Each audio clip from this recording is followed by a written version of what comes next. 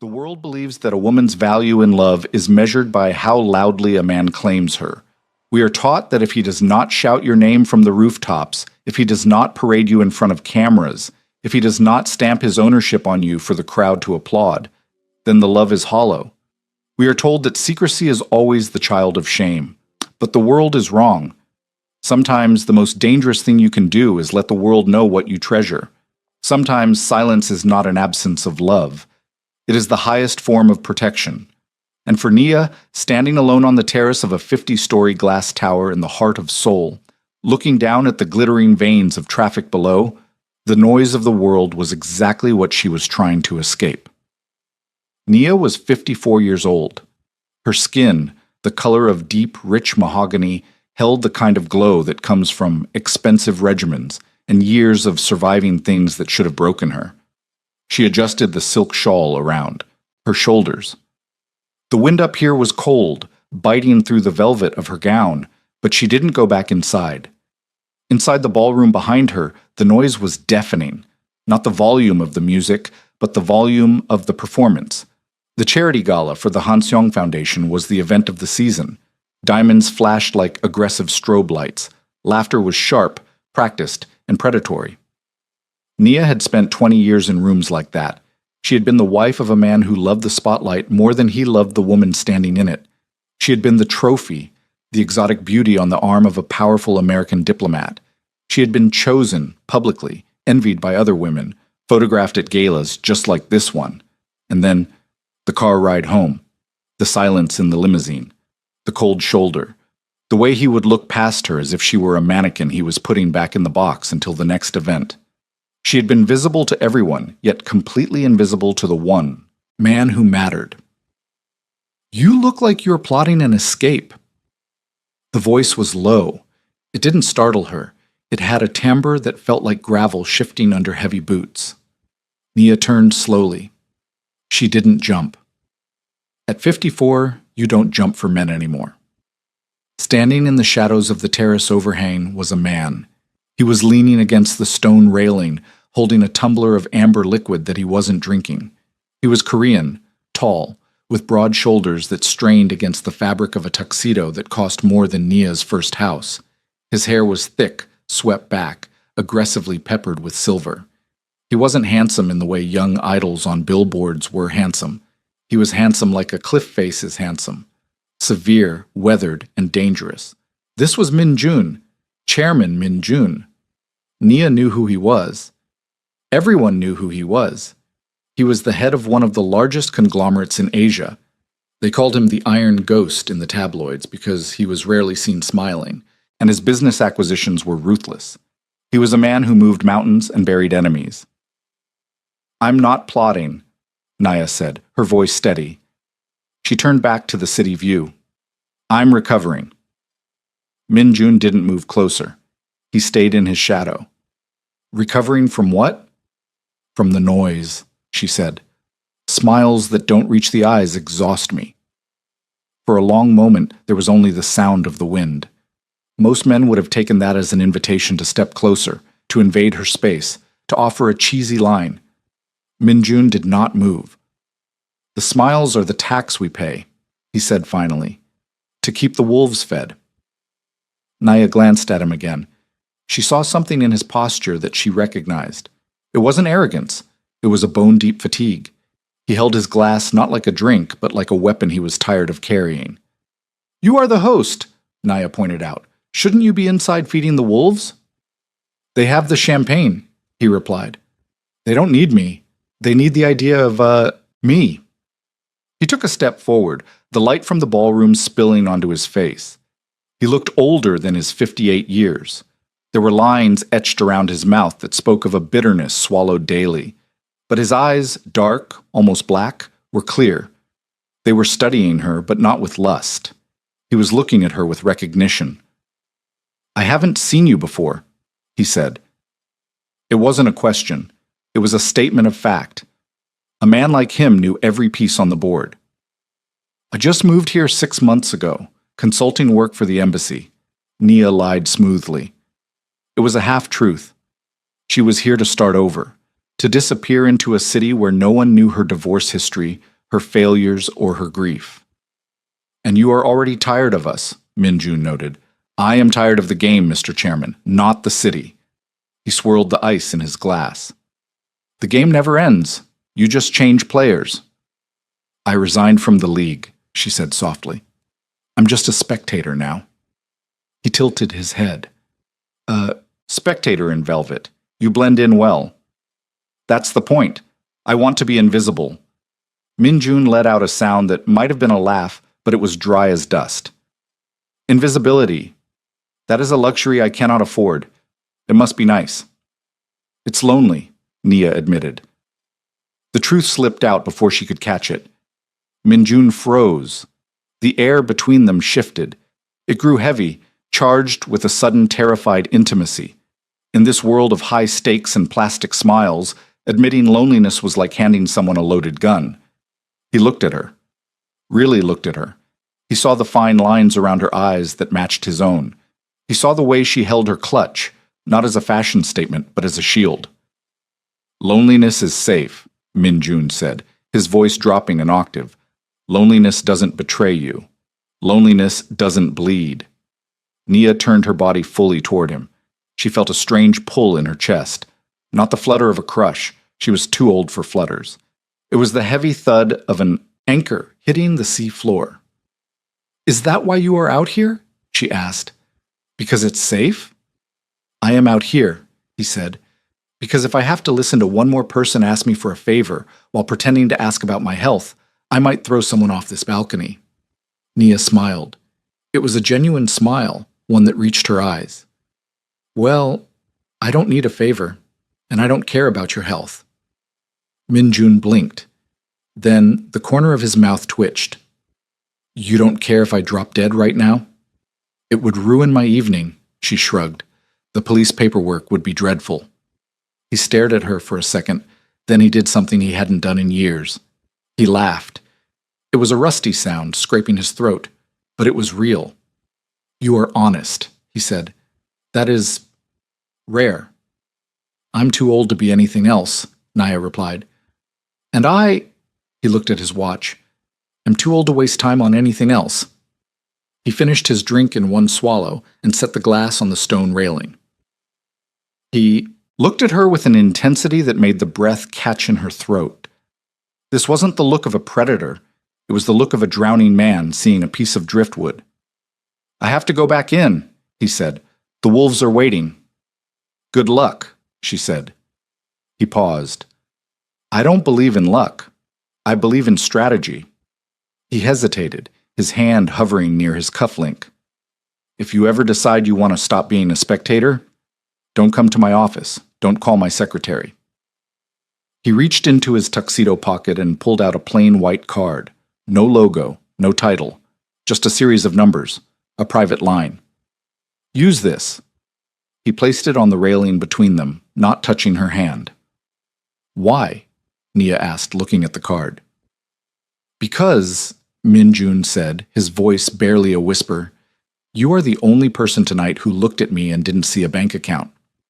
He turned and walked back into the light, leaving her alone in the cold. Nia looked at the card. She knew she shouldn't take it. She knew men like him came with complications that could swallow a woman whole. She had promised herself, no more powerful men, no more complications. But as she watched him walk away, she didn't see a tycoon. She saw a man who was holding his breath, waiting for a safe place to exhale. She picked up the card. But she had no idea that picking up that card wasn't just a date. It was an invitation into a fortress that had been locked for 20 years. And the man inside wasn't just lonely. He was haunted. 3 days passed before she called. When they met, it wasn't at a Michelin star restaurant. It wasn't at a hotel bar. He sent a car for her, a black sedan with tinted windows so dark the world outside ceased to exist.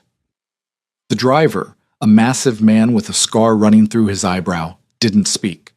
He just drove her to the outskirts of the city, to a private tea house hidden behind high bamboo walls in Seongbuk-dong. The room was small, smelling of cedar and roasted barley. Min-jun was already there, sitting on a floor cushion, his legs folded comfortably, his suit jacket removed. He looked different without the armor of the tuxedo. He looked human, but the air in the room was tight. Nia sat across from him. She wore a simple cream blouse and trousers. She wasn't dressing to impress. She was dressing to negotiate. "I didn't think you would call," Min-jun said, pouring tea into a small ceramic cup. His hands were steady, large and scarred. "I almost didn't," Nia admitted.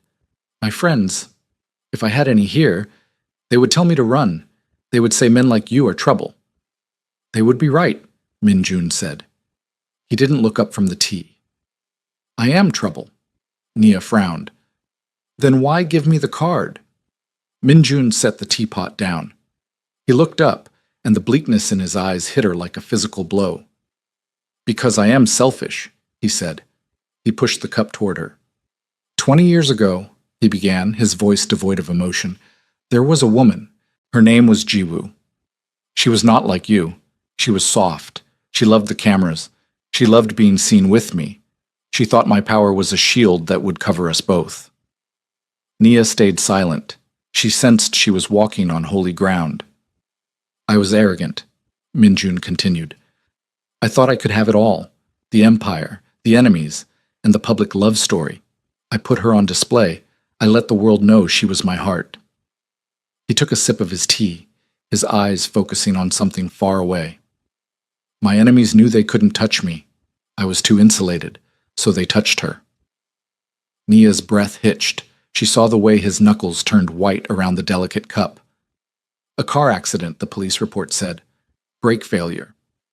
He looked at Nia, his gaze piercing. "It was not failure. It was a message. They took her to punish me, to show me that anything I love in the light can be destroyed." The silence in the room was suffocating. Nia felt a chill that had nothing to do with the temperature. This wasn't a sob story to gain sympathy. This was a confession. "I killed her," Min-jun said.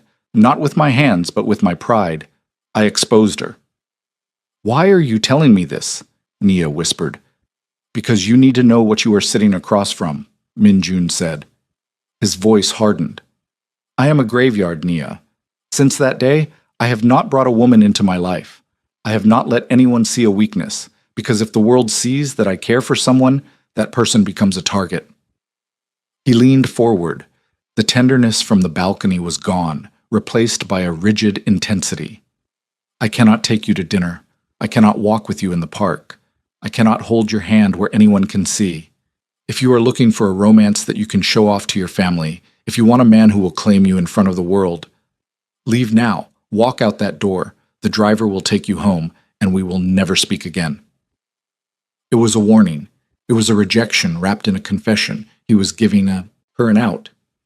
He was practically begging her to take it, to save herself from the blast radius of his life. Nia looked at him. She saw the terror behind his eyes. He wasn't afraid of her leaving. He was afraid she would stay, and he would have to care again. Most women would have been insulted. "You want to hide me? You want me to be a secret?" But Nia wasn't most women, and she wasn't 25 looking for a fairy tale to post on Instagram. She thought of her ex-husband. The way he had held her hand at parties so tightly, it hurt, smiling for the cameras while whispering criticisms in her ear. "Stand up straight. Smile more. Don't embarrass me." Public love had been a performance. It had been a cage. She looked at Min-jun. Here was a man offering the opposite. He wasn't hiding her because he was ashamed of her. He was hiding her because he was terrified of losing her. "You think silence is an insult," Min-jun said, misinterpreting her silence. "I understand." "No," Nia said. She reached out, her hand hovering over his but not touching. "I don't think it's an insult." "Then what do you think it is?" "I think," Nia said slowly, "that you are the loneliest man I have ever met." Min-jun flinched. "But you are wrong about one thing," she continued. "I don't need the park. I don't need the cameras. I lived that life. It was cold." She took a sip of the tea. It was bitter, earthy, and warm. "But Min-jun," she used his name for the first time. It sounded heavy in the small room. "If I stay, if I agree to this shadow, what happens when the door's closed? Minjun looked at her, confused. I can handle the world not knowing my name, Nia said, her voice trembling slightly. But I cannot handle being invisible to you. I cannot be a secret convenience. She looked him dead in the eye. When we are alone, are you kind? The question hung in the air. It was so simple, so stripped of pretense, that it seemed to disarm him completely. His scary business, mask crumbled. He stopped. He swallowed hard. I don't know if I remember how to be. That is not a no, Nia said softly. No, he whispered. It is not a no. I need time, Nia said, standing up. She needed to think. She needed to decide if she was brave enough to love a ghost. Take all the time you need, Minjun said. He didn't stand. He couldn't. He looked like a man who had just run a marathon. If you are enjoying this story of mature love and hidden depths, make sure you subscribe, because in the next chapter, the decision Nia makes will change the rules of the game entirely. Nia's apartment in Itaewon was modern, clean, and empty. She sat on her beige sofa, a glass of red wine in her hand, staring at the reflection in the darkened window. 54. At 54, society tells you that you should be grateful for any scraps of attention, that you shouldn't be picky, that a billionaire looking at you is a winning lottery ticket regardless of the terms. But Nia knew better. She opened the drawer of her side table and pulled out an old photo album. She hadn't looked at it in years. She flipped to a photo from 15 years ago. She was stunning, wearing a red dress, smiling radiantly, her arm linked through her ex-husband's. He was handsome, beaming, waving to a crowd. She remembered that night. She remembered that 5 minutes before that photo was taken, he had told her that her laughter was too loud and unrefined. She remembered that later that night, he had gone to sleep in the guest room because he needed space. The photo was a lie. The public adoration was a lie. She closed the album with a snap. She didn't want to be a trophy anymore. She didn't want to be a prop in a man's public image. She thought of Minjun. She thought of the way his hand had shaken when he poured the tea. She thought of the raw, bleeding honesty in his eyes. I am a graveyard. He wasn't offering her a pedestal. He was offering her a bunker. But inside a bunker, you are safe. Inside a bunker, it's just you and the other person, stripped of all the noise. Was she willing to disappear from the world to be fully seen by one man? She stood up and walked to the window. Below, the city lights pulsed. I don't need witnesses, she whispered to the empty room. I need peace. She realized something profound in that moment. The secrecy he offered wasn't a cage. It was a cocoon. It was a space where she wouldn't have to perform. She wouldn't have to be the perfect diplomat's wife. She could just be Nia. She picked up her phone. She didn't text. She dialed the number on the white card. It rang once. Yes, Minjun's voice answered.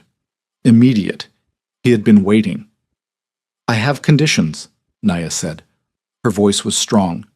There was a pause on the other end. I'm listening. I'm not a mistress, she said. I'm not something you visit when you are bored. I know, he said. If we do this, she continued, if we hide from the world, then the time we have must be real. No phones, no business talk, no walls. If I give up the sunlight for you, you have to give me your warmth. I won't freeze in the dark with you, Minjun. The line was silent for a long time. She thought maybe she had pushed too hard. Maybe the Iron Ghost didn't know how to negotiate terms of the heart. I have a house, he said finally. His voice sounded strained, thick with emotion. Not the penthouse, a house in the mountains. No staff after 6 p.m. No security cameras inside the living quarters. Just quiet. Okay, Nia said.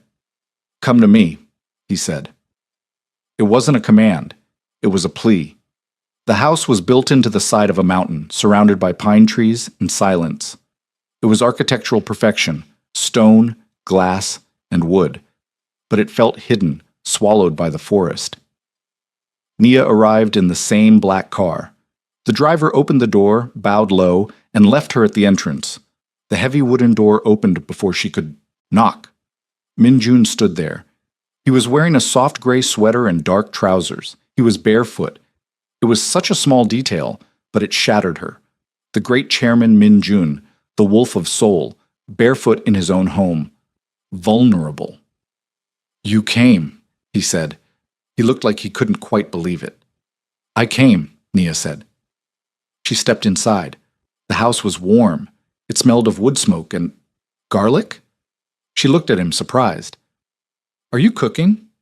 Min Jun rubbed the back of his neck, looking suddenly boyish. Yes. I do not have chefs here tonight, I told you. No staff." "You cook?" "I lived alone for a long time before I was rich," he said. "Come." He led her into the kitchen. It was sleek and modern, but there was a pot bubbling on the stove. He had made a simple stew. There were side dishes laid out on the island. Not a banquet, a meal. "I didn't know what you liked," he said, gesturing to the food, "so I made something comfort." Nia walked over to the island.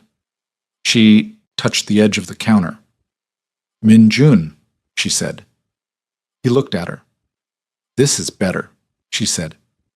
"Better than what?" "Better than the gala, better than the Michelin stars." She looked at him, and the tension in his shoulders finally dropped. "We have an agreement then," he said, his voice soft. "Outside these walls we are strangers. I will walk past you in the street. I will not acknowledge you at parties. I will protect you with my distance." "Yes," Nia said, "that is the agreement." But in here, Min Jun stepped closer. He entered her personal space, and the heat radiating from him was palpable. "In here, I am not the chairman. I am just a man who is terrified that this is a dream." He reached out. His hand trembled slightly as he brushed his knuckles against her cheek. His skin was rough, warm, and real. Nia leaned into his touch. She closed her eyes. For the first time in 20 years, she didn't feel like she was performing. She didn't feel like she had to suck in her stomach or tilt her head to the right angle. She just felt held. "You are not a dream," she whispered. Min Jun let out a breath that sounded like a sob.